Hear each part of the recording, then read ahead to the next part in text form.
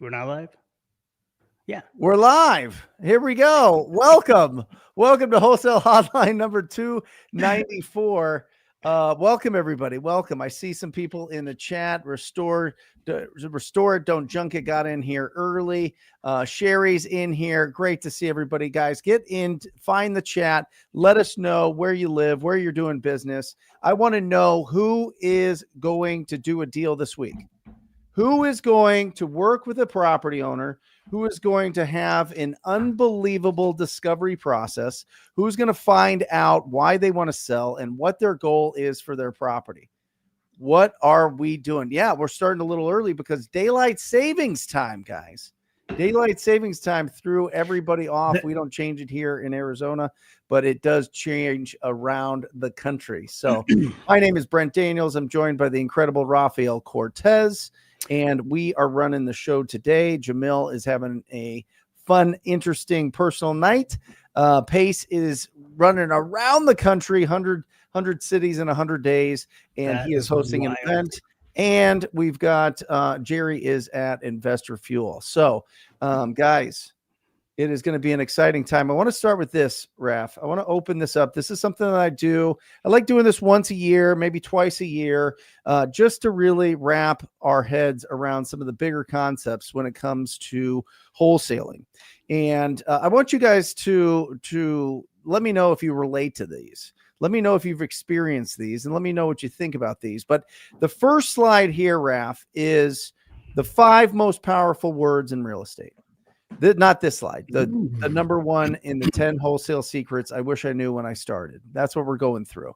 And it is the most powerful 5 words. Once I learned this from Tom Kroll, it changed my business forever because I was always out there chasing opportunities. I was always out there having so much enthusiasm. If somebody just had a great conversation with me, and then all of a sudden I was going through all these leads, and nobody was signing a purchase agreement. And that is because we are deal finder, not deal creator.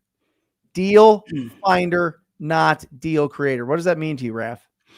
Man, that goes deep, really, because a lot of times to me, I used to get fixated on wanting to make the lead work, right? Like, so I had, 3 to 5 leads in the pipeline, and I just wanted to turn them into water, and all they were was sand, just like those sand dunes that you have right there. And at the end of the day, is like we got to find the thing that's going to make it click with the seller, not necessarily convincing people to sell to us or anything like that. But I was trying to convince. I was taking that approach, really. I mean, guilty of that right at the beginning. And then I realized, listen, I have to go through more volume and really see people or find people that I can actually come in and assist and help. Find those, right, as opposed to trying to create something out of nothing, because that's very stressful. And whenever you do get away with doing something like that, the spreads tend to be very, very, very skinny anyway. So that's right. And listen, guys, it's a very simple conversation. You have to find out what the goal is for the sale of their property. A lead is somebody that has already made the decision they're going to sell their property. Remember that. That is what a lead is. And as long as you understand that, you're not going to try to be convincing anybody that it's the right market, that it's the right timing, that it's the right price, it's the right terms, any of these things, right? They have to have already made the decision they're going to sell their property. That is the number one thing. So be a deal finder, not a deal creator. Don't go fishing in the desert. Number 2 in the 10 wholesale secrets I wish I knew when I got started is people over properties. People over properties, guys. You have to build a relationship with these property owners. You have to build trust. You have to be able to understand what is going on with them. You got to deep dive and understand. It can't just be like, oh, here's a property, here's your price. That's it. You will get beaten out by the people that are going in and actually understanding what is going on in those people's lives. Dimitri's making a really good point on the comments. He goes, always present an offer, especially if they have to think about it, right? I mean, I think that's part of the deal finding process. One question that was huge for me, and it translated straight up into dollars, was, do you have any other properties that you might be interested in selling? right? Something as simple as plugging that into the end of your conversation, and I mean every conversation, can go a long way. A lot of times these people don't have the like that particular property is not for sale, but they have needs. They have distress. When we're talking about people with properties, they may have a vacant property in another state, and we don't know until we ask. The crazy thing is that we normally assume that it's like, yeah, they're going to bring it up if there's something there. But the reality is, that's not the case. We're boxed into that one conversation, and sometimes it's hard to see beyond that. Right. So plugging that in.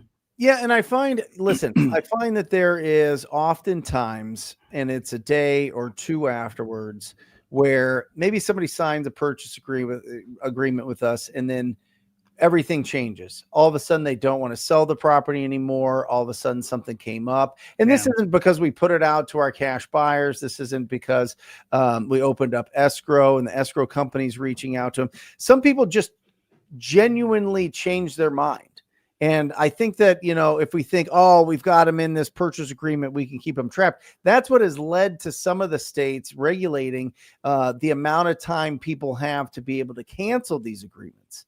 So remember, when a sticky deal is somewhere where you have built that relationship, that seller understands that you guys are in alignment with what your offer is and what they're trying to accomplish. And that is how you get through the finish line. That's how you get 5-star Google reviews.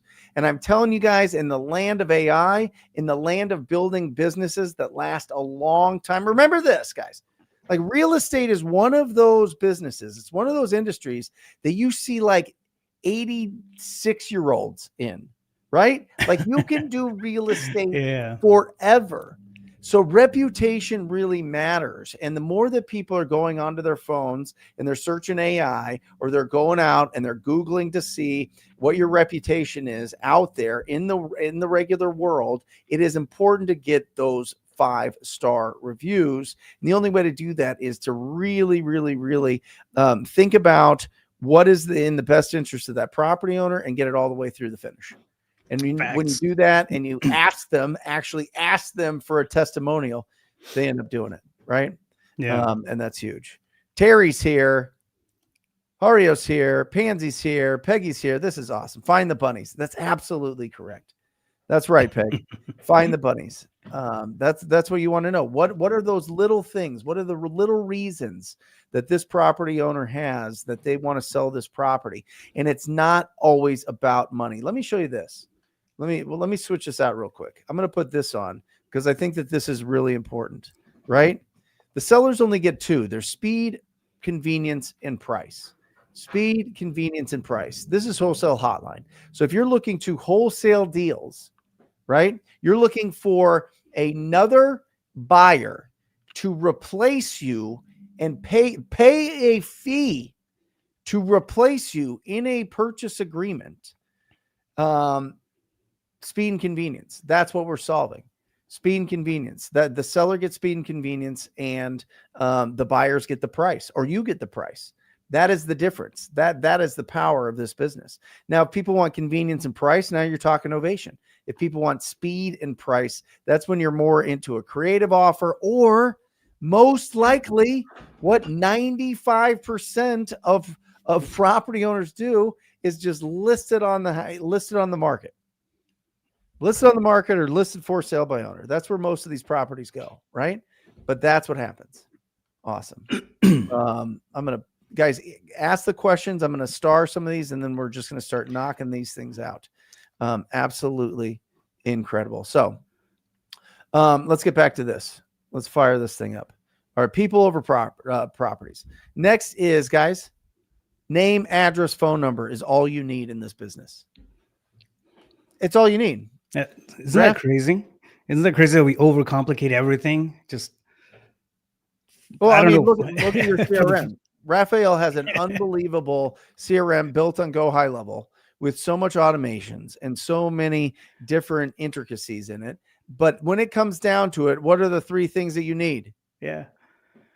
Name, address, and phone. Name, address, and phone. That's it. I love the, I mean, you always talk about this, but you started with a folder Yeah, and a binder just full of lead sheets in there, right? I think kicking it off, it's one of those things. I mean, we see it all the time where it's like, oh no, I have to get ready. I have to understand all the statistical whatever of the economy at a global scale, and I mean that's wild because we really don't. We just got to have more conversations with sellers. Nothing happens if we don't move the needle on that.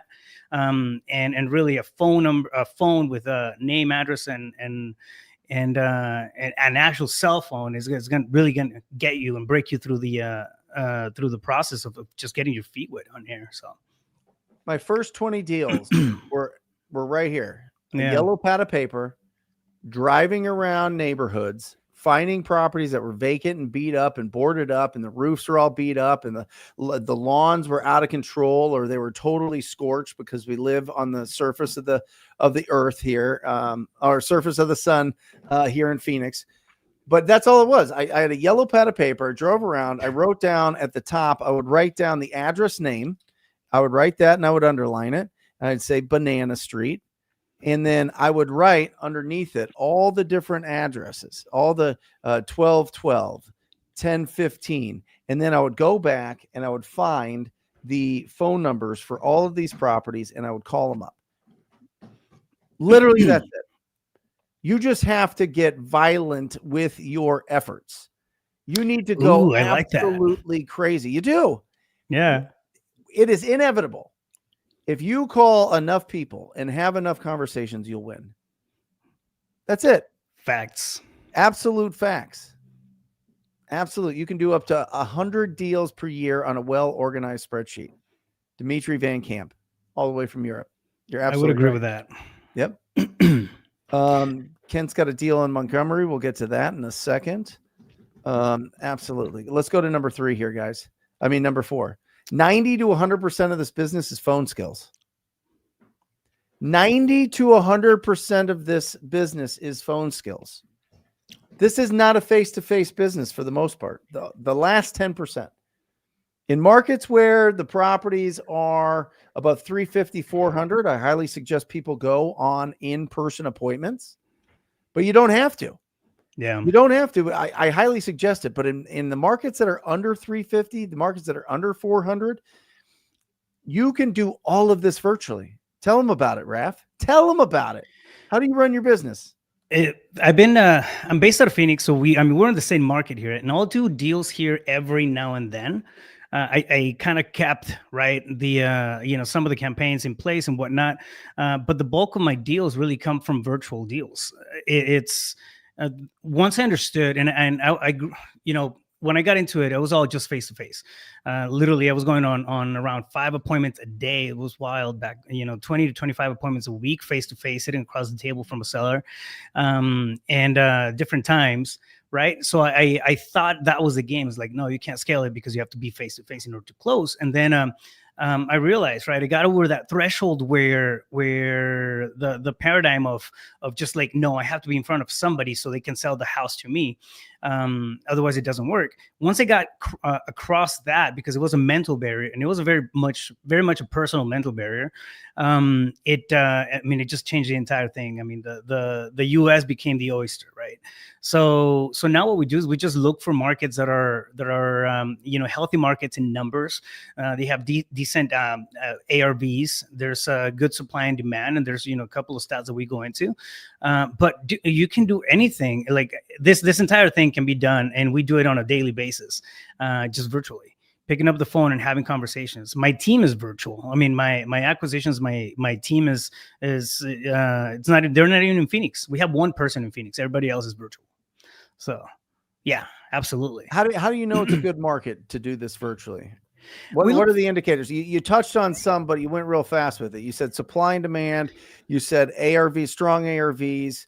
Like, how do you do that research, Raph? How do you know that you're in a great spot? I keep it simple, Brent. I used to get into the weeds and I mean, spend days just kind of researching and getting ready to drop marketing. Mm-hmm. At this point, I look for markets that are going to be healthy in terms of population. I mean, we look like anything above 300,000 people in there is going to give me a decent amount of properties to look at. and go for that 5% of wholesale properties that we need to find, right? Because at the end of the day, like we're not looking we're not going to be the average seller's cup of tea. We're not. There's a certain amount of people that are going to go with what we have to offer, because we genuinely have to offer a solution, and it's a very small percentage. Normally, what I found is, like, if you look at markets that have over 300 people, 300,000 people in population, you're going to start to get those numbers. The bigger, the better, right? So we do that on virtual markets. And what happens is that when you drop campaigns in those pinpoints, you end up hitting the suburbs around it, right? And when you hit the suburbs is when you find all those deals that not everybody's kind of directly targeting, like dial in by zip code and whatever, but you still have buyers in those areas. So look for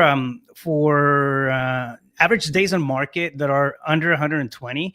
What does that mean? What is average days on market?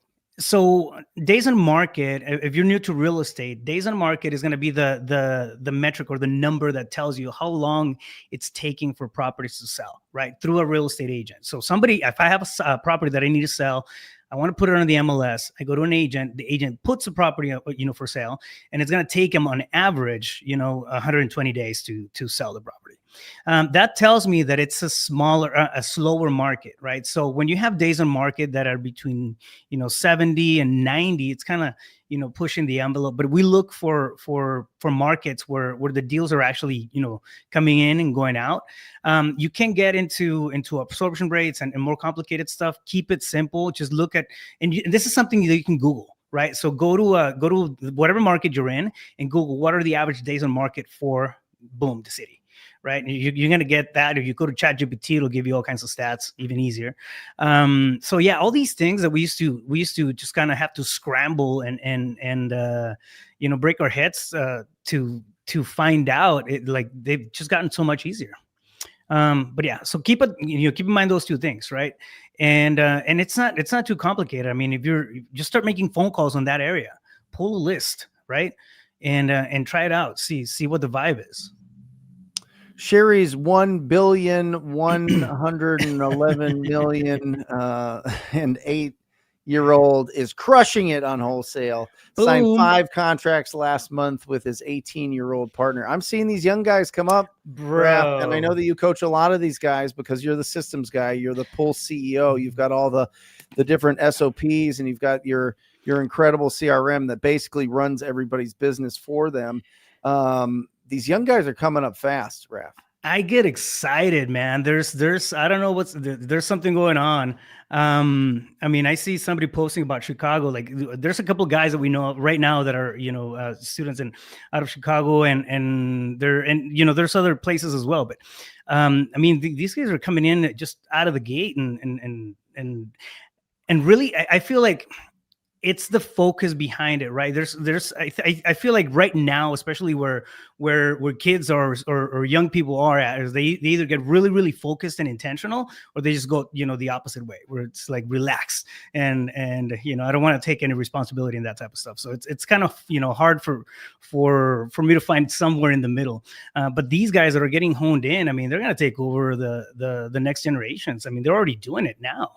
Yeah. Just the intentionality behind it, the focus. I mean, they're hungry. So yeah, that's awesome. Big kudos to that 18-year-old kid. But yeah, they're coming in. They're coming in hot. Number 5 is I took way too much time out of my life to try to figure out average fix-up cost. I will tell you this right now. For most of the markets, you can use between $25 and $35 a square foot. You really can. I mean, you can make it 2,000 square feet, needs a cosmetic, $35 a square foot, $70K. If it needs needs a new roof, add $10,000. It needs pool resurfacing, $10,000. The basement downstairs flooded, needs to be whatever, repaired or drained or whatever, pumped out, $10,000. All of these things, $10,000. Add $10,000 onto $35 a square foot for major items, and you're going to get pretty close. Don't think that every rehab is 150,000 or 200,000, unless you live in San Diego or a mountain town, you know what I mean? Or in Hawaii. But beyond that, it's you could do a lot of really good work by just estimating $35 a square foot for cosmetic rehab. One thing to keep in mind on that note, and I totally agree, it's actually the number that I use as well, and as a template, right? Like number, right? Like when in doubt, just use 35. Doesn't matter if they say, I mean, when you don't know exactly what the numbers are or whatever, just roll that into it. What we're trying to do with that number on the average fix-up cost is to build a cushion for profit. It's nothing more than that. We're not, they're still going to come in with their contractors and their inspectors, and then they're going to do whatever they're going to do and say this and say that and whatever. All we're doing with that is working a cushion of negotiation on the front end with the sellers, right? So go back to your role as a wholesaler and keep in mind that that's the whole purpose of that conversation. You don't have to, get it down to the pennies and the cents. Because it doesn't matter. You're going to tell a buyer, hey, listen, this is going to cost you this. The kitchen's going to cost you this. And this is the estimate. This is what I have here. This is what I got that. And then they're going to tell you, I have my crews. I can, or, I agree or disagree. It's like, you're never going to win that battle. So don't spend a lot of time in it. Just budget for it. That's right. Yeah. Peg Mounds 911. Can they wholesale in Chicago? Yeah. I've got these all ready for us. So we're going to start jumping into some questions because we've got a few piled up here. So we'll start knocking these out. We'll start with Fabulous Fat 96. Fabulously Fat. PHAT. You know what that stands for, Raph? Pretty hot and tempting. Pretty hot and tempting. That's right. I also think it's from 1996. Yeah, baby. Oh, okay. Yeah. What do you think about the market right now? Investors out in Seattle are looking for really big spreads. Yeah, I mean, I think that they're looking everywhere for really big spreads, but I don't know. It's funky. I mean, what I'm seeing on my end, I mean, investors are pulling their punches in some of the areas. You have to buy deeper as a wholesaler. You have to negotiate deeper in order to maintain those higher spreads. I mean, I can tell you, for example, our average deal size did drop over the last 6 months. We were tracking that on the KPIs, and we went from a 32. I think we're at a 24 right now on average. So yeah, I mean, I'm seeing some stuff tighten down. Yeah, what I would say is this is a boring market. Yeah. Fabulously Fat 96. This is a boring market. And in these markets, you have to be very conservative with your numbers because here's the fact. Most of these cash buyers that we're dealing with, they're not sitting on all this cash or gold bullion in their bank accounts, right? It's not just sitting in some safe somewhere. They're getting money from hard money lenders. Most of the time, right. They're getting money from these private money lenders, and it's anywhere from 8 to 12% typically in this market. And that means it's like 1% every single month. They have to like write a check or it starts building up if there's a deferred payment situation. And so think about that. If you're in Seattle and the average price, you're buying a beat up house for $700,000 and you're getting a loan for, let's say, $6,000, that means every month it's costing you $6,000, right? So in their mind, they're going, okay, I'm going to get real conservative with what I list the house for because I need this thing to sell right away. I don't want this thing sitting on the market for the next 3 months, 4 months, 6 months, and then I'm going to get a low ball offer anyway, and it's going to be a mess. So I can't push value right now because there's too many options out there and there's not enough. It's not a buyer feeding frenzy like it was before the interest rates adjusted. So they get more conservative. They need to build in like $150,000 profit when, a few years ago it was $50,000. That's how this game works. So it's just making those adjustments, having good conversations with any of the investors that you're working with and or yourself to make those adjustments so that you can be really conservative, so that you can be priced under the highest price in that neighborhood and you are the best looking home in the neighborhood. Homes still sell fast if they are the cheapest and the best in the neighborhood. They do. Yeah, you got to have a deal that screams. I mean, it's really what it comes down to. Fabulously PHAT 96. Also, the sellers, I feel the sellers are starting to catch the memo. it usually takes a period of about a month, a couple of months in there, like maybe a quarter, for investors and sellers to start speaking the same language. You know what I mean? And I feel like the people that wanted to sell 3 months ago are realizing is like, oh boy, I can't sell as fast as I thought I was going to sell. And they're a little bit more open to offers. People that were holding back too, they're also getting lower offers because of all this, same activity. So yeah, don't be afraid of dropping the low anchors. Yep. So is that 3,054 or is that 3054? I have a question. Currently, I'm working in the Atlanta markets, and I've been making calls on my days off. But since I live in Florida, when it comes to time to open escrow, what do I do? Well, we got you covered here. This is what Raf does multiple times a day. So get them. We are talking virtual wholesaling right here. Yeah. When it comes time to open escrow, what do I do? You got to, one, I like to find escrow companies that are local to the deal, right? There's a handful of national title companies that are really good, and they operate in most major markets. One is Close Title, right? That's one of them. Another one is going to be Spartan Title. But you can, it doesn't change anything. The process is still the same. So you're still going to open escrow. Once you get a deal under contract, have a conversation with the title company, send them the contract itself, and go, start getting through the escrow process. It doesn't matter if you're not in the same state. At the end of the day, like when you close on the deal, if you're taking it down, you're actually closing on it. They're going to send out notaries to you wherever you are, wherever the seller's at. So it just, tech and everything that we have out there makes it so much easier and easy to transact all over the place. So yeah, it's no different. Yeah. One, you want to work with the I don't know if is it an attorney state or is it a title state out in Georgia? I think it's title. Find a title company. Find a title company that works with investors, right? Find a title company that is familiar with the process, and they'll handle everything. And to deposit your earnest money as a wire, send a wire. It's done. Boom. Or send it to Easy REI Closings, and they'll handle everything for you. They'll handle it. This is awesome. Is that Hyro or a Gyro? What is it? I think it's Hyro. Hyro.Rodriguez 2. Hyro. Okay. Yeah. Statewide versus metros on PPC. Really great question. It just depends on your strategy. The further out you go, you're going to get way cheaper leads with pay-per-click, right? In major markets, the average cost for a pay-per-click lead is going to be around $300 in the major markets, right? If you go a little bit outside, you're going to get closer to that $100 mark.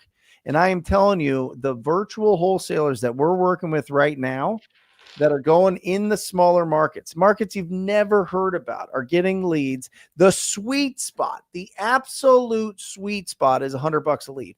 And let me explain why. Because when you go cheaper than that, you kind of open up the search terms that people are looking for. And that's more the listed properties. That's more the people that are just kind of interested in getting a free appraisal on the property. But once you get into the keywords that are a little bit more expensive, the ones that are very specific, they want to sell their property for cash. They want to sell their property without an agent. They want to sell their inherited property. These keywords that cost a little bit more, it's usually about $100 in these smaller markets. So listen to this: 16 leads per deal is the average right now.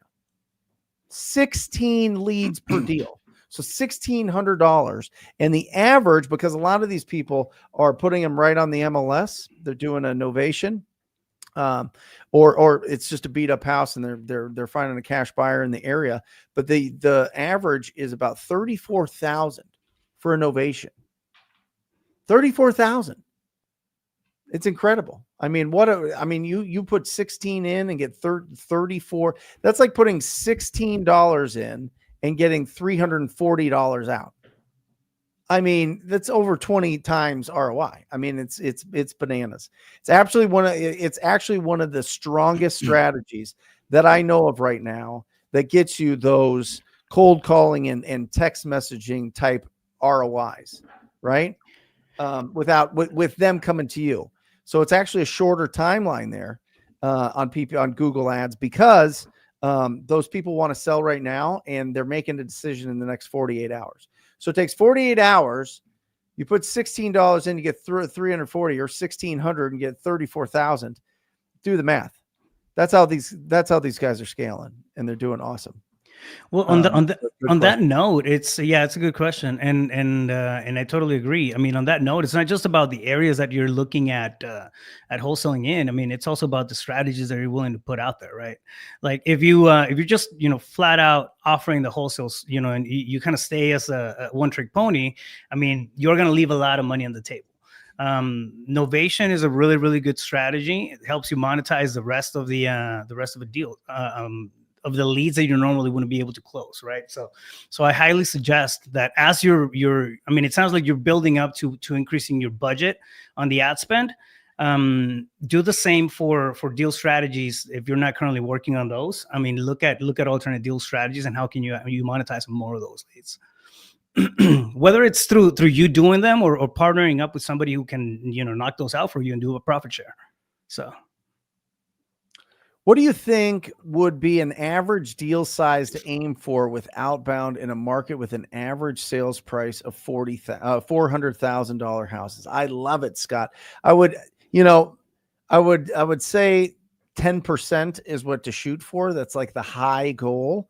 But you're probably going to fall in that 5 to 7% in this market, right? In this market, closer to like a $20,000 to $30,000 deal in that, when the market shifts and it's a lot hotter and there's less inventory and there's more movement by buyers, you're going to see that shoot up to 8 to 10%. But you're looking for 5 to 7. I mean, push it as hard as you want, right? But you're typically going to run into 5 to 7. Yeah, and I mean, it goes back to the same thing as the previous question too. Depending on the vehicle or the marketing strategy that you have, coming in, if it's an inbound versus an outbound, that's going to change things. How you're able to structure the deal is also going to impact a lot. So, where's a good platform to sell the Montgomery deal from Kent Baldwin? Kent, by the way, you know what he loves, Raph?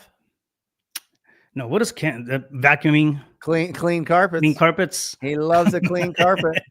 He can't stand a dirty old carpet. He wants to get it all cleaned up based on his profile pic here. That looks oddly satisfying, though. I can tell you that. It is. You ever watch those like videos? Yeah. No, I've had dirty carpets like that. Old school, beautiful rugs. They clean them all. That's crazy, bro. Anyway. I have 3 dogs. Yes, yeah. I know what a dirty carpet looks like. All right, go ahead. What's a good platform to sell a Montgomery deal? Montgomery deal. All right. So, I mean, you have investor base as one of the points to start pulling leads right away. This is cash buyer leads. Have you guys talked about a lot about investor base or in the past? Yeah. So investor base is one of them. I mean, it's a go-to, and of course you have investor lift, which is another big platform. Right. That one, tends to be pricier, but I mean, you have like basically anybody who's buying properties, you're going to find on those.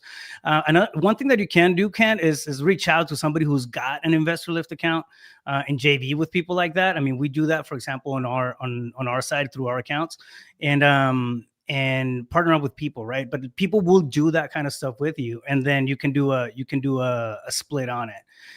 It's worth the shot if you don't have a buyer's list built out on that side, which we're working on a few things on that side, Brent, as well. That's right.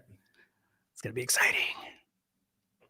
Sean, I'm working on my first deal, creative finance. I just need a private money lender. How do I approach a private money lender when it's my first deal? Awesome. Well, I know that Pace has a tremendous database for this. And so you can certainly get into any one of his groups, Pace Morby groups.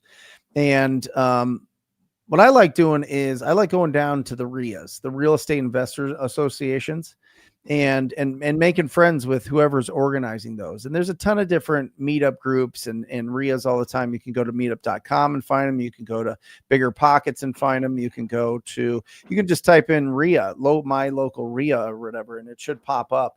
And I like just going to somebody and bringing the deal, somebody that has some experience, somebody that has good vibes. You know what I mean? Not the dude that's over there that's like, kind of standoffish and kind of weird and kind of like, oh, or the super salesy I'm one. really good at this or whatever else. Although I feel like that generation's really died out. I really do. I haven't the last, I would say 2 or 3 years of going to meetup groups and RIAs, people have been absolutely incredible. Absolutely incredible. People sharing and connecting. And it just feels like I don't know. It wasn't the way it was when I was coming up. I feel like the whole mastermind culture has made a dent in all that stuff too. Maybe that's what it is. More people are involved in masterminds, and then you have a totally different mentality. But what happens is like, we'll bring it out into the community. Why? Because we're just hanging out with great, awesome people at that point.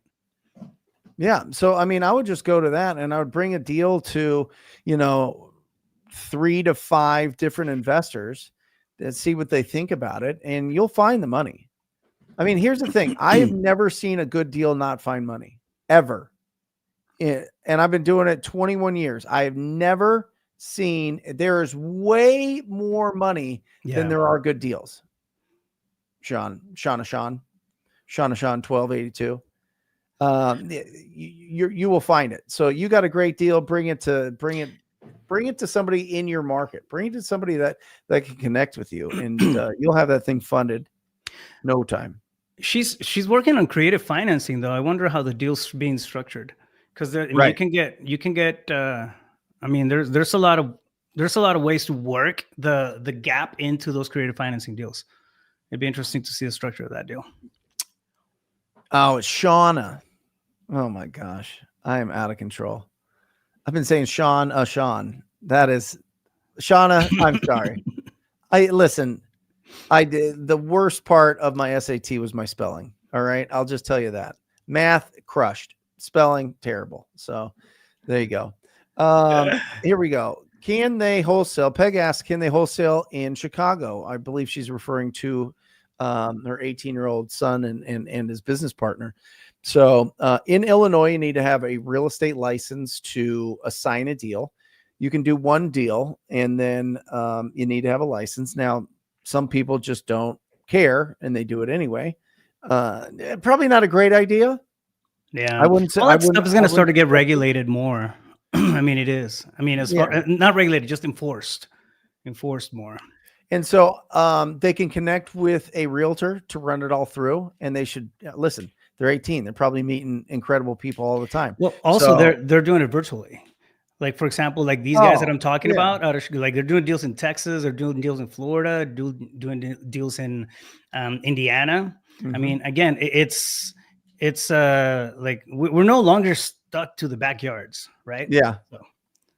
So that's what we're getting around that. The cool thing is that you don't run out of market, man. How many times did you buy the Maricopa County market, Brent? Like, as far as absentee owners lists and skip tracing, huge.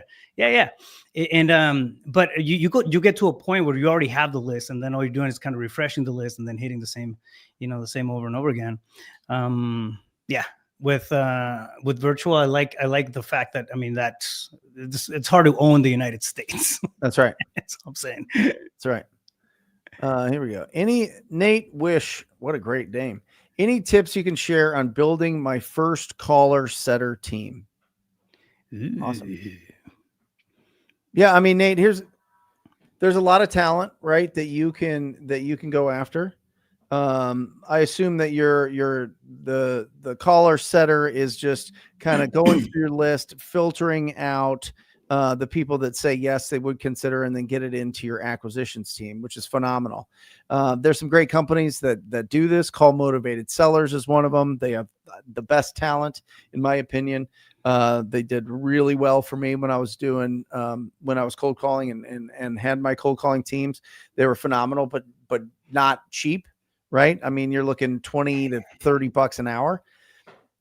You can certainly get a lot of these different callers and resources for a lot less than that. The quality does go down, but maybe volume makes up for it. You're just going to have to play around and see what your team can handle. But I always wanted less leads, but higher quality. And that always helped me hit my goals. And so we've done over, $2 million a year last couple of years. and it's just all based on quality acquisitions and quality leads. Yep. We still do. I mean, we still have a leg of marketing on cold calling. I've always kind of done that and bolted on different strategies. So we're still doing good there. Just make sure that whoever you bring on, I mean, they have a good. Think about the discovery conversation that we have on the acquisition side, and then just kind of tune that down a little bit. I can't speak today, but yeah, a good company out there is direct2sellerleads.com for cold calling services, turnkey. There you go. Bam. How do you feel about the Florida market? I like it. We've done a bunch of stuff in Jacksonville. I like Jacksonville. I like Tampa. I'm not crazy about South Florida. I mean, that one is it's wild. But even then, we've still done deals in not in Miami, but like outskirts of Miami. So, but yeah, I mean, I think it's a good market, especially if you go to the Panhandle. There's a lot of industry and stuff that's coming up. So the demand is there. Yeah, I think Florida is a fantastic market. I mean, we've got a ton of people in the Rhino Tribe that are doing a lot of deals in Florida, and so it's listen. I think every market's great except for maybe like Manhattan or something. You know what I mean? But outside of some of these, maybe 2 or 3 really, really, really expensive markets that I mean, people fist fight over deals. Or fist fight over just buying any property. Yeah, go crazy. I would test every market that you can, Justin. Go and test it and see where you're getting the best results if you're just doing it virtually. Now, if it's your own backyard, I would start in your backyard. It just depends on if you're doing it virtual or if you're doing it in person. Connect with Peg Bounce 911. She's in the chat. She's from Jacksonville. So sweet. Charlie Soto says, what would you suggest I do if I'm struggling with the 3 Ds, low budget and momentum? I've been instructed to attack Facebook and door knocking. Charlie, I love it. Let me first explain the 3 Ds: doubt, disappointment, and distraction. Doubt, disappointment, and distraction. This is what really clings on to us, especially when we're starting something new, especially when we go and we understand that this is a skilled-based business, that this isn't just a walk in the park, that this does require everything from us. It requires everything. And when you let that doubt, that self-doubt creep in, it just is going to slow you down, right? It's going to stop you from going out there and taking massive imperfect action every single day. And that is, I think that's important to break that down. Massive imperfect action. It's going to be imperfect, Charlie. You're going to screw things up, but I am telling you, that's how you learn. That's how you build the skill. Repetition is the mother of skill. I mean, you need to get this in. Every single person that has a successful business has gone through a hustle season. They've all gone through it. They've all gone through the struggle season. So number one, you got to surround yourself with incredible people. You got to surround yourself with people that are positive and optimistic and are going to be a cheerleader for you. You got to surround yourself with people that are further ahead than you. Somebody that has already gone through the journey that you're currently on. All right. Disappointment is just part of the game. You just have to understand that emotions are the most expensive part of our business. It's not marketing. It's not our personnel. It's not operations. It is our emotions in this business, because I'm telling you, it's the highest high and the lowest lows. You're going to have the highest highs and the lowest lows as an entrepreneur. And that in itself is a huge part of our personal development. Nothing is going to develop you more than being an entrepreneur, being a business owner. We did a live, was it 3 weeks ago, Brent? When you had that breakdown right at the beginning of it, where you go through the emotional curves. Yep. I think that was 3 weeks ago. So might want to take a look at that, just review that beginning part of that live. But I mean, I think it's having a good grip on the awareness of what happens, right? When we start to get disappointed, we start to feel a little low, how do we react to it? Are we the type of person that's going to bear down and push through it? Or are we the type of person that's going to, kind of, sit back and then just, cover up with the blankets and chill there for 3 days, right? And either way, whichever way you naturally react, it's fine. The thing is to understand how you react and then do something about it, right? Because you are going to have a default reaction to that kind of stuff. So identify yours and see what you can do to change that when it's creeping in, right? Not after it's too late and 2 weeks have passed. I love it. I'd be curious, guys. Which one is the toughest one? Doubt, distraction, or disappointment? Find the chat. Put it in the chat. Is it doubt, distraction, or disappointment? And then kind of explain what that means. You know what I mean? Because I think it's important for people to understand that we all go through this. This isn't just something unique to, I lost the name, but it's not something unique that's just a Charlie, right? Yeah. This is for absolutely everybody. And so put it there. Is it doubt, distraction, disappointment? Put it in the chat. Find the chat. Let us know. And also pick up a great book, Charlie. Yeah. Pick up a great book. Books are the plunger. All day, especially now, guys. Holy cow. We are bombarded with negativity.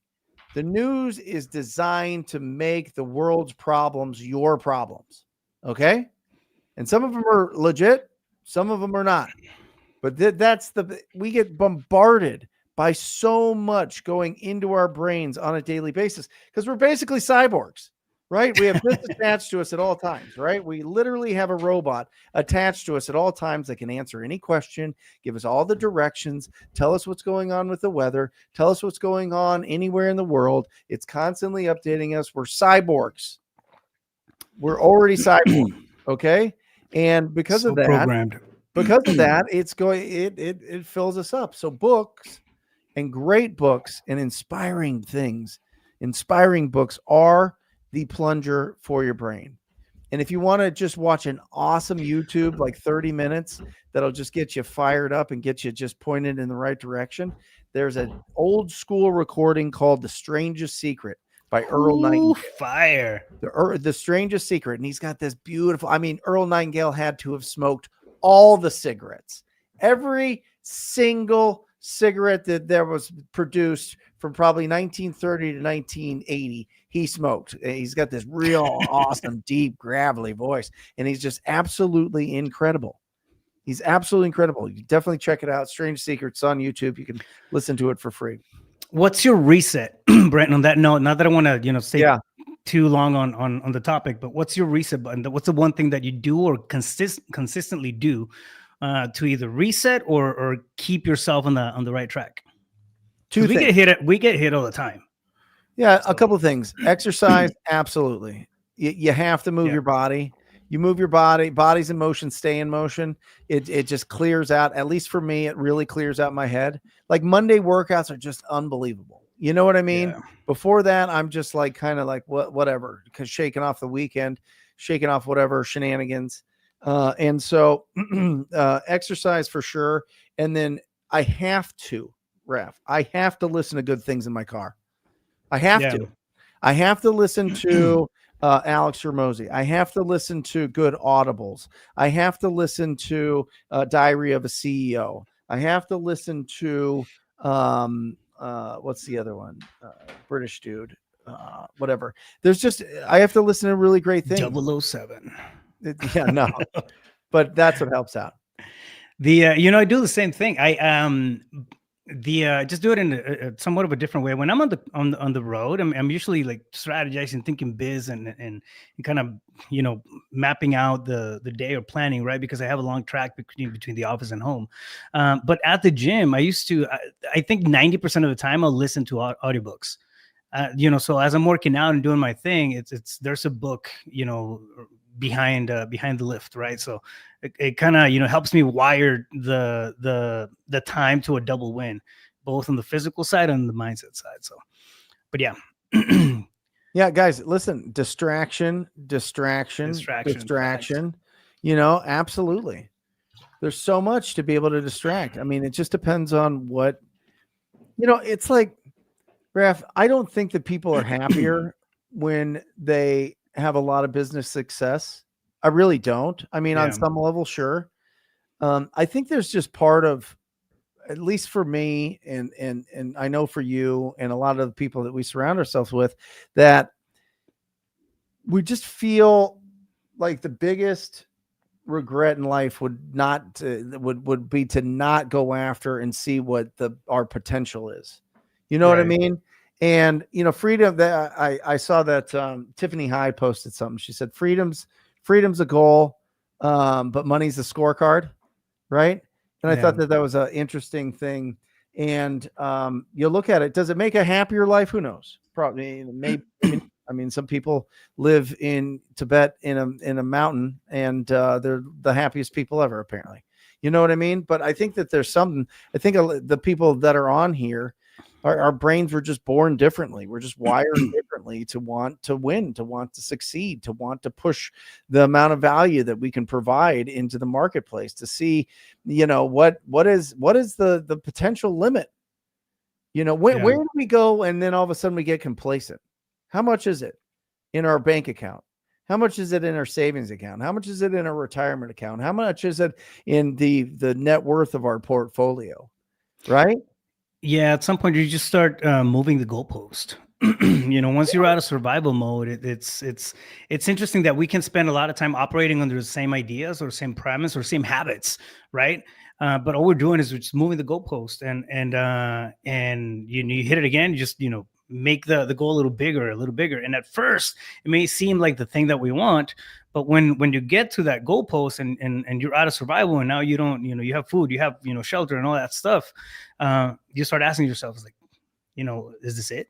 Is this what else is there to, what is the purpose of life? And then we get all deep on it. So I mean, for me, man, it always comes back to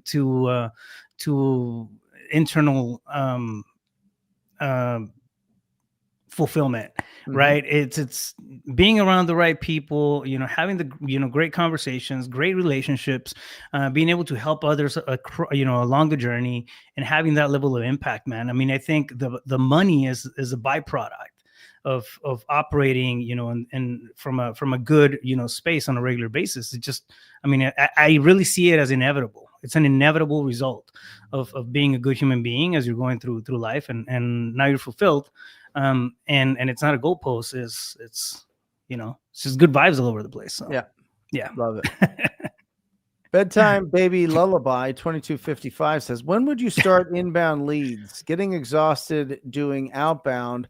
Have like 8 to 9 leads under my belt now. That the deals under my belt now. That's fantastic. That is absolutely incredible. This is what I would say. You can start going to inbound leads when you have at least 3 months. I prefer 6 of at least $2,000 a month to spend on inbound leads. And so let's break this down. You need at least 6,000 to 12,000 sitting there, minimum there, that you're going to invest into whatever strategy it is, whether it's PPL, whether it's direct mail, whether it's pay-per-click, whether it is what else are some, like hiring people to make calls for you, whether it's Jerry's new program where he's giving you the leads of people that have already said yes on a cold call, whether it's people that are sending in text message leads, whatever, right? If you can commit to $2,000 a month, that's when you take the next step. That's when you take the next step. If you can't, stay in hustle season. Be as proactive as possible. I actually like, I like people going outbound and being proactive until they hit $250,000 in this business. I like that. I think that builds really strong character and really strong just principles in your business. Like you're taking a lot of that money home. Bedtime Lullaby 2255. So yeah, $2,000 a month minimum for 3 to 6 months. Okay. They're bringing these are good questions. I like it. You want to read this one? Caden 4444. I'm getting a lot of pushback from my family and need my first deal to prove them that I can make money with wholesaling. What should I do to get my first deal done the quickest? I mean, there's a couple of things. I used to get a lot of pushback also from relatives, family members, cousins, brother, sister. Like, what are you doing? This is Why? crazy. Because they don't understand. They don't understand what we're going through, right? Like when we paint this picture and we start talking about it, it's like, hey, listen, I'm gonna get this contract, and then I'm gonna sell the contract. No, it's illegal. It's against, people don't understand, and when people don't understand the ins and outs of a particular thing, they're gonna push back against it, right? I mean, I don't know. Think about walking in the jungle and then you see a fruit that you've never seen before. You're gonna think twice about it, right? You're like, no, I better not eat it because I'm gonna die, or something along those lines. It's survival. But family will do that. It's the same thing. So I know it's hard to kind of set that aside, right? But think about what your ultimate goal is, right? Nobody's gonna live your life for you, right? So at the end of the day, we have to find out what our principles are, what our lane is, and what's the highest and best for our own choices, right? As we're walking through it. With that being said, getting to the nuts and bolts of that question. I mean, man, it's not sexy. What you're about to hear is not the sexy thing, but I mean, to get the first deal done the quickest, I mean, you need to get in front of sellers really, really, really fast. The fastest way of getting in front of sellers is door knocking. It's I mean, we've done a bunch of stuff on that. It's not gonna break the budget if you have the budget to and the skill set to take inbound leads and work them and that's one thing, right? But if you're getting started and you need to build up that muscle and build it quick, you have to put yourself in the lane of fire. So I mean, that's what I would recommend. And it's, there's absolutely, I mean, there's a wide array of different things that can be done. I mean, you can start hitting the phones, call absentee owners. You can do, the whole shebang, right? But at the end of the day, like you have to put yourself in front of that seller, so you can have that conversation. The fastest way of doing it, what I'd recommend doing, if you don't have a budget, and I'm just gonna throw that out there, but if you don't have a budget, you can find lists, 60-day lates lists. You can find pre-foreclosure lists. You can find all kinds of lists from title companies. And create a strategy plan. So pull up 25, 30 properties a day that you can actually go door knock after you cross-reference whether or not they have equity. There's some type of distress there. Don't go, after just random properties because you'll never finish. But segment those and go after them to start having those conversations. I mean, Brent has a script. It's the same script. It doesn't have to be this specialized thing. You just get in front of somebody and open up the conversation. It's like, hey, listen, I'm coming to you because I see that you have this situation with the bank, right? But I mean, that would be the fastest way of getting it done. The problem is that people don't do it. Caden, 44. That's the thing. This is not, it's not rocket science. It's not too complicated. It's just, a matter of getting out there. I mean, Brent, how many doors did you knock getting started? 15,000. Yeah. I mean, that's insane. So it's not, I had no money, Raf. I had no money. I had no opportunities. Yeah. I had legs and sunscreen, and I went out there and I had to make it happen. But I was scared. Part of it was also because I didn't grow up having to do it. I didn't grow up just being really proactive in that sense. And so I needed to go through that process to get better. Yeah. And it certainly did. It helped me understand how to communicate with people. It helped me understand how to not scare people, right? And just open up conversations with them. And then once you do that, it's really easy to do it on the phone. Yeah. So guys, I put a resource there, ttpinsider.com. There's a ton of tools and scripts and resources and some guides that you guys can download. It's all complimentary. It's all part of our the Circle app thingy that we have all the resources in. So definitely check that out. It's awesome. Johnny Bravo. That's right. We got some great questions here. So this is going back to Shauna. Shauna, ARV is 604. Free and clear equity is 540. The owner wants 100K down. My exit strategy is co-living in Lodi, California. Lodi. Awesome. I mean, absolutely awesome. That sounds like a phenomenal deal. See It if you just could. depends. Just make sure that the terms are right. I really like a 10-year balloon, Shauna. If they're trying to get you on like a 2 or 3 year, you're just not gonna. It's gonna be tough. I would push for 10-year, and 5 years would be the minimum for me, just to get out of this weird real estate cycle. But I would push for 10 years, and I would try to get that monthly payment as low as you can. See if you can break down that down payment too, because you could push that. I mean, you can, for example, have them do, hey, listen, we'll do a down payment in 6 months, or we'll give you a down payment and give you half in 6 months, the other half in a year. See, breaking it down, sometimes it makes it easier for private money to come in, for you to come in and do something with the property, refi out of it in 6 months. I don't know, you name it, but you have the opportunity to go into it. If you're buying into equity. I mean, it looks like you're buying into a little bit of equity. Equity is 540 right now with him, but so yeah, I mean, that would be one way of looking at the side angle of this deal. This is an interesting one, right? Daniel W 8470 hits us with an interesting one. What do you think about people buying deeds now and educating others on it? It's kind of one of those things like I was saying, like walking in the jungle and then seeing a fruit that I haven't had before, and I don't know if it's gonna kill me or not. But I haven't done. I mean, I've done deeds in the past, but it's been on a case by case scenario, not as a business model. So I mean, I don't know. There's something that's just uneasy about buying the deed. When you're taking a deed down, if you don't do the right diligence, I mean, understand that you're also buying debt. You're buying. There's a lot of added stuff that can be coming in along with it if you don't do the research right, that you're taking with the deed. So that's one of them. It's one of the things that I look at. But what's your take on it? Yeah, I love this. I love it, Daniel. I think that there's some really, really, really smart strategies here, and I think that there's some really, I don't want to say scary, but anything that's federally backed and you're trying to negotiate the debt on it to make a profit for yourself is going to end up bad eventually. All right. Now let me give you some examples of some debts and some liens on a property that I would love if you went and got these deeds. All right. How about this?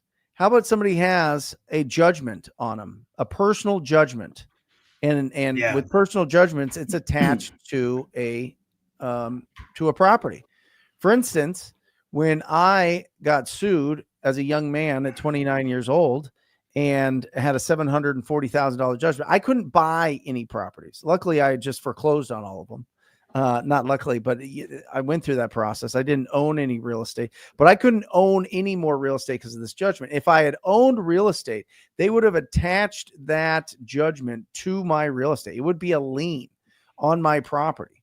And so if my property was only worth $500,000, but this judgment was $740,000, then it would show that I have no equity, right? And so there's an interesting move there, right? Where these investors are going to sellers like me or people in my situation that get this big judgment for whatever reason. Maybe it's a car accident without insurance. Maybe it's a crazy medical. Maybe it's something that is whatever. You just get caught up in some bad situations, bad people, you get a judgment, whatever. And it takes all your equity. Well, guess what? I settled that for $61,000 with the guy that had the judgment. So looking at it on the surface, even if I owned my property free and clear and I had this judgment on it, and I go in, I get the deed, and I go negotiate with the person that has the judgment and say, hey, listen, you're not going to get anything for this. The property is going to be lost to property taxes eventually. You're going to get nothing for this thing. So let's settle this thing. And then they negotiate down. I've seen this happen, Raph. The biggest deals I have seen in real estate have happened with code violation liens, judgments. Sometimes it's property tax liens that get reduced. All of these mechanics liens, all these different liens that show that they don't have equity, and you're able to negotiate them once you have that deed. Those are massive deals, absolutely massive deals. And we have some guys in the Rhino Tribe that are professional at this, absolutely professional at negotiating these big liens off of properties, and they make a fortune. They make an absolute fortune because everybody's throwing away the leads, going, "Oh, there's no equity." It's like real bananas. Yep, it's incredible. Good, yeah, definitely go for the 10-year balloon there, Shauna. Awesome. I'm doing deals. Outrageous AI. Yeah, good to have on you. I'm doing deals pretty consistently, but my average assignment fee is around $5K. Do you recommend moving to a different market or trying to get better at negotiating? I'm in Flint, Michigan area. Yeah, move to a different market. Yeah, virtual is the game there. Flint is, I think you have an average ARV of like 60,000, something along those lines. And so, yeah, I mean, the lower the ARV, the lower the spread for the most part. Scott asks, you think it's worth having $300K in the bank before starting PPC so you can go full blast right out of the gate? No, 300K is aggressive. It really is. I mean, if you've got 40, 50, 60, and you got some deals closing and you want to really rev it up, that's when you do it for sure. Yeah. What's your ramp up recommendation, Brent? I feel like I know the answer to this question. I just want to hear it from you. But what's your ramp up recommendation as you when you're getting started, for example, in PPC? Yep. How much money do people need to have to just and runway wise, and then expectations as to leads coming in? Small market, 5,000 to 10,000 a month in spend, and you want to have 6 months set aside. Yeah, perfect. Yeah, and and then the major markets, it's 10,000 to 20,000, 10,000, 20,000 a month, and 3 to 6 months.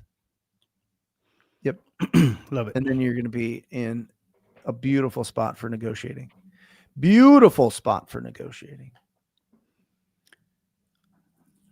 Samuel, Flagstaff is awesome. Flagstaff is, people don't know this about Arizona, but we have mountains. And so Flagstaff's 2 hours outside of Phoenix, and and some trees. And it is 2 hours, two and a half hours outside of Phoenix, and it's 7,000 feet elevation. And that's where my log cabin is, and we love it. Talk about a reset, Raph. That helps as well. Yeah. The happy place. Yep. Mine's at the beach in Mexico. Well, yeah. They don't call it the Sea of Cortez for nothing. Exactly. That's right.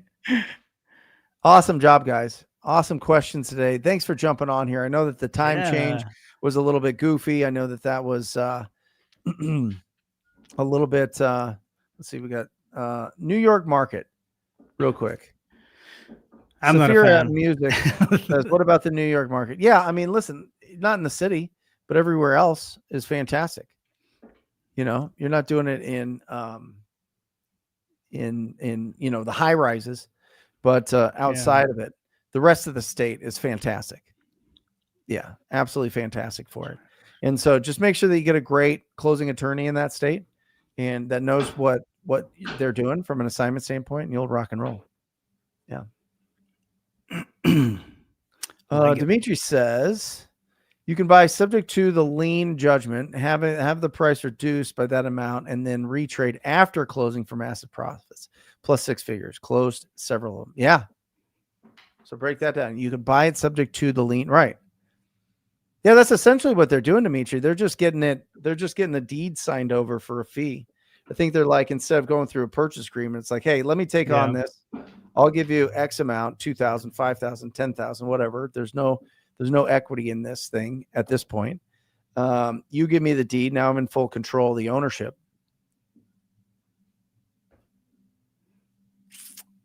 But yeah, if it's subject, I mean, it's going to be subject to those liens for sure. Bedtime Baby Lullaby said, what are some good lists for outbound? What do you like right now, Raph? I stick with the no property data list. I like that one. I mean, that one gets me what is that? Good mix of everything. So I'll look at the I was talking about markets earlier. So I'll do some research on the market, see what the average what the property that's selling the most. What's the type of property that's selling the most in that area? And you'll end up with a property avatar, not a seller avatar, but a property avatar. For example, you're going to find out that, properties built between, 2000 and 2015 are selling the most. The price points, selling the most on average, they're going to be in the, $425,000 range. And then, so you go through, you end up with this list of characteristics, and you end up with a property avatar that's in the highest demand for the area. That's what I like doing. When you do that, you end up with absentee owner list. You end up with, owner occupied, high equity, and whatever. And I'll filter with equity. I mean, I want properties with equity in there, but I'll filter through it. But I also get a bunch of stuff with lien, tax liens, tax default, pre-foreclosure, and all that stuff. But it all goes back to the type of property that does sell in that market. So you can do research like that. You can probably even just chat GPT it at this point, honestly. I mean, my process is going through List Source.